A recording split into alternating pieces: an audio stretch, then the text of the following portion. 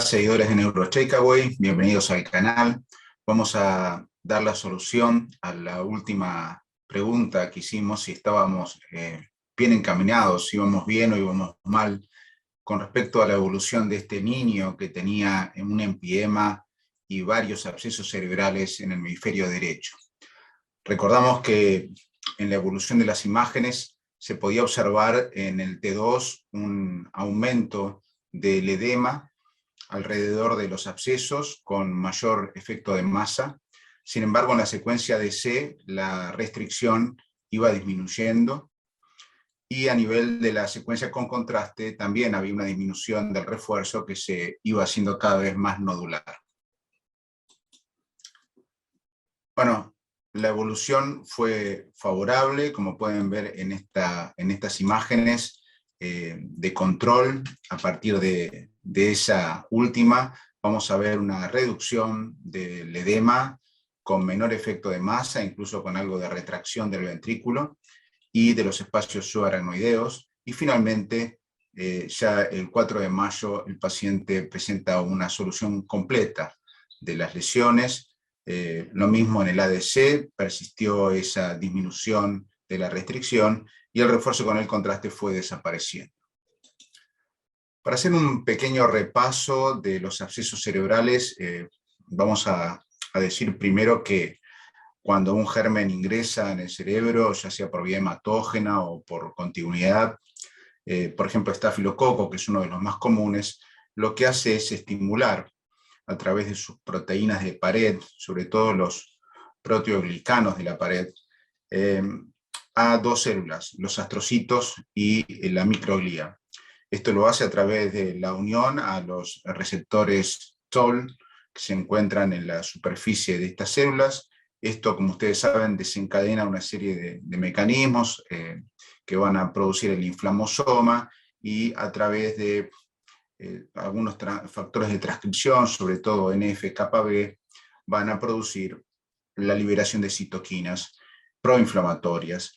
Hay varias, el TNF-alfa es una de las más importantes, así como la interleuquina 1, beta, y esto va a generar una serie de trastornos, de alteraciones, mejor dicho, a nivel de la barrera hematoencefálica, con proteínas de adhesión, que van a facilitar el pasaje de los neutrófilos, de linfocitos y de macrófagos hacia la zona, y esto va a empezar a generar el proceso de tratar de reducir esa proliferación microbiana.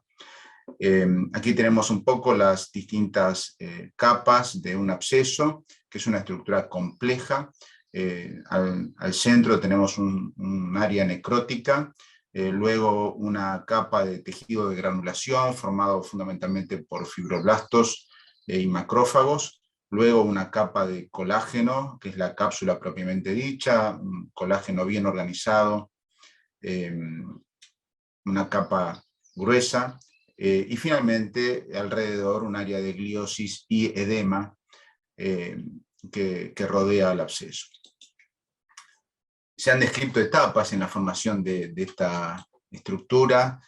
Como ustedes saben, hay un área de cerebritis temprana que aproximadamente dura los primeros 3-4 días, en donde lo que se observa es hiperemia, edema, polimorfonucleares, monocitos, focos dispersos de necrosis y puede haber incluso hemorragias petequiales, que son bastante comunes, sobre todo en niños.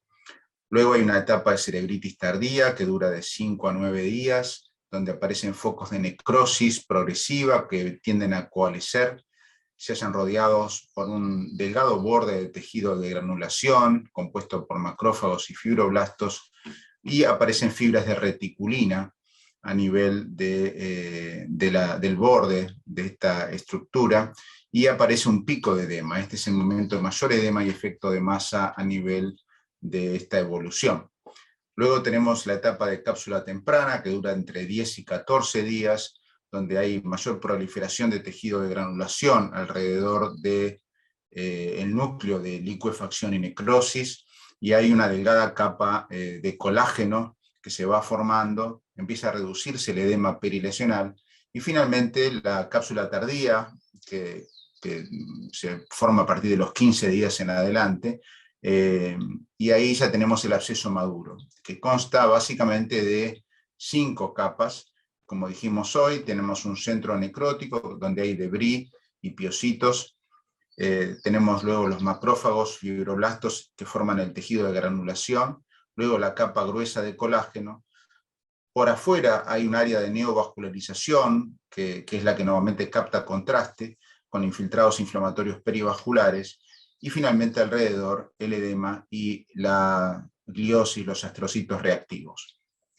Es importante recordar para las imágenes que el edema en el absceso maduro tiende a disminuir, así como el efecto de masa. Bueno, aquí tenemos lo mismo, nada más que la traducción a nivel de la resonancia magnética. En la etapa de cerebritis temprana vemos un área en T2 mal definida, de hiperintensidad, en este caso con un área de hipointensidad que probablemente corresponde a hemorragia, ya que este era un caso de un niño y, como dijimos, ahí puede haber algo de hemorragia. En el T1 lo que se observa, T1 con gadolinio, es una muy tenue y heterogéneo refuerzo. Hay bastante edema ya con efecto de masa. En la etapa de cerebritis tardía, en otro caso, vemos que empieza a aparecer áreas de restricción en difusión en forma difusa, heterogénea. Comienza a aparecer una fina capa muy delgada de refuerzo en la periferia de esta lesión temporal anterior. Aquí tenemos una etapa de cápsula temprana en otra localización, un absceso talámico donde ya hay más restricción de difusión y aparece una capa fina.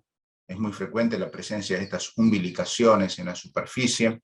Siempre recuerden que el borde ventricular es el más fino, por eso muchas veces hay tendencia a la ruptura hacia ese borde. Y finalmente un absceso maduro. Lo que quiero remarcar acá en esta secuencia T2 es que esta cápsula suele tener una señal hipointensa en T2, que es espontáneamente hiperintensa en T1 sin gadolinio, y esto se cree que corresponde a la presencia de radicales libres producidos por los macrófagos. Aquí tenemos un absceso maduro a nivel parietal, donde en la secuencia con contraste vemos ese refuerzo muy lineal, continuo, donde puede haber, como decíamos, umbilicaciones, y en difusión y en ADC la enorme restricción muy clara de ese centro necrótico constituido por debris, que debido a su característica físico-química, gelatinosa, va a producir restricción de las moléculas de agua. Bueno, últimamente se han descrito algunos otros signos que tienen que ver con la mejor visualización de esta estructura, como el signo del doble anillo en la secuencia de susceptibilidad magnética, que no es más que la presencia de un área hiperintensa rodeada por un área hipointensa. Se ha correlacionado esta zona hiperintensa con el tejido de granulación y el área hipointensa con los radicales libres producidos por los macrófagos que están localizados a nivel de la cápsula. Y recuerden que esto está muy relacionado con el refuerzo, con el contraste que ocurre en la capa de neovascularización inmediatamente adyacente a la cápsula. Bueno, ¿cómo controlamos un absceso? Hay distintas opiniones, pero bueno, haciendo una especie de resumen, podemos decir que el control normalmente se hace con resonancia. Lo ideal es usar el mismo estudio con el cual empezamos, y el mejor es la resonancia, con gadolinio y con difusión. La evolución o los controles normalmente se hacen cada 2 semanas. Obviamente esto depende mucho de la clínica del paciente. Y hay parámetros de buena evolución. El primero es la disminución del volumen de los abscesos. Hay trabajos que demuestran que esto ocurre más o menos entre un 10 y un 15% por semana, o sea que la evolución es relativamente lenta. Debe haber resolución del refuerzo con el contraste, del anillo ese hipointenso espontáneo en T2, y la disminución de la restricción en difusión y ADC, o sea, la facilitación. Cada vez esa señal hipo en ADC se hace más hiper. Y con respecto a la curación completa, es importante recordar que puede haber un residuo de gadolinio, de refuerzo con el contraste hasta los 6 a 9 meses de evolución, y esto no quiere decir que el paciente no esté curado, así que tenemos que saber que esto puede ocurrir y que si bien lo vamos a seguir controlando periódicamente, no significa que la cosa vaya mal. Pero bueno, aquí tenemos el problema del edema en nuestro caso. ¿Por qué tenía este paciente más edemas y cómo interpretamos a los otros parámetros que iban bien? Como vemos, el edema no es uno de los parámetros para tener en cuenta para la buena evolución. Sin embargo, normalmente tiende a reducirse. La verdad es que no pude encontrar en la literatura casos con esta reacción paradojal, podríamos decir, del desarrollo de edema. Sí ocurre esto en otros abscesos y en procesos granulomatosos como la tuberculosis. De hecho, este es un caso que presentamos hace un tiempo con el Hospital Garrahan, de un niño que tenía un granuloma tuberculoso que con el tratamiento empeoró, tenía más volumen, más refuerzo y más edema, y manteniendo el tratamiento, agregándole corticoides, pudimos ver la buena evolución. Esto está bien descrito y tiene que ver probablemente con una reacción especial y particular del huésped frente a la buena evolución de una infección. Sin embargo, como decíamos, no está descrito en abscesos, pero sí vale la pena recordar entonces que los mejores parámetros no son el edema, sino la presencia de la mejoría de la restricción de difusión, como decíamos, que en este paciente ocurrió.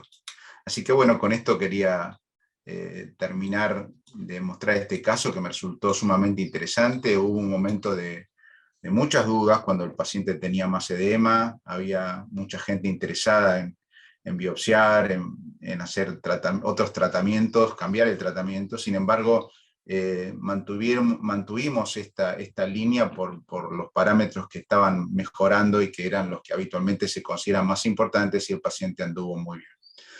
Bueno, con esto terminamos. Quiero recordarles e invitarlos para el próximo video, donde vamos a tener una invitada muy especial y que estoy seguro que van a disfrutar.